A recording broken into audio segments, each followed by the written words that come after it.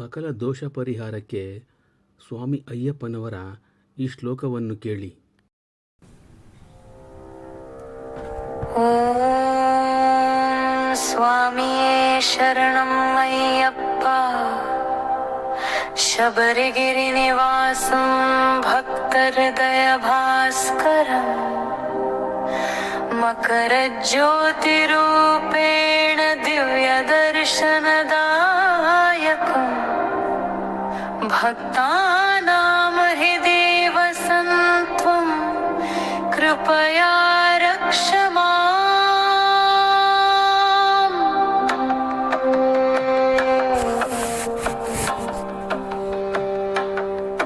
ಪಂಪತೀರ್ಥ ಸ್ನಾನಪೂರ್ವಂ ಭಕ್ತಾ ತ್ವಾಂ ಸಮರ್ಚಯೇತ್.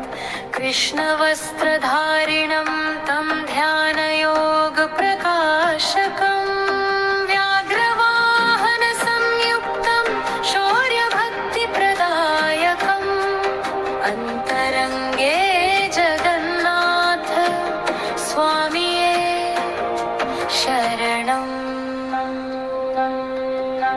ಸ್ವಾಮಿಯೇ ಶರಣಂ ಅಯ್ಯಪ್ಪ ಭಕ್ತರಕ್ಷಕಮವ್ಯಯಂ. ಸ್ವಾಮಿಯೇ ಶರಣಂ ಅಯ್ಯಪ್ಪ ಕೃಪಾಪೂರ್ಣಂ ದಯಾನಿಧಿಂ. ಸ್ವಾಮಿಯೇ ಶರಣಂ ಅಯ್ಯಪ್ಪ ತ್ವಮೇವ ಮಮ ಗತಿ ಸದಾ. ಹರಿಹರಾತ್ಮಜಂ ದೇವಂ ಶಾಂತಿರೂಪಂ ದಯಾನಿಧಿಂ ಭಕ್ತಕಾಮಫಲಪ್ರದಂ ಅಯ್ಯಪ್ಪಂ ಪ್ರಣಮಾಮ್ಯಹಂ. ವ್ರತಧಾರಿಣಾಂ ಪಥ್ಯಂ ತ್ವಂ ಸಂಯಮಸ್ಯ ಪ್ರಕಾಶಕಂ ಪಾವನ ನಾಮ ಸ್ಮರಣೇನ ಹೃದಯ ಮೇ ವಿಶುದ್ಧತೆ. ಮಲಿನಚೇತೋ ನಶ್ಯತಿ ತವ ನಾಮ ಸಮೀರತಃ. ದುಃಖಭಾರಃ ಲಘು ಇವ ಭವತಿ ತವ ದಯೆಯಾ. ಸಕಲ ಪಾಪ ಪ್ರಶಮನಂ ತವ ಚರಣ ಸ್ಮರಣಂ ಅಂತರಂಗೇ ಜಾಗೃತೋಸಿ ಸ್ವಾಮಿಯೇ ಶರಣಂ.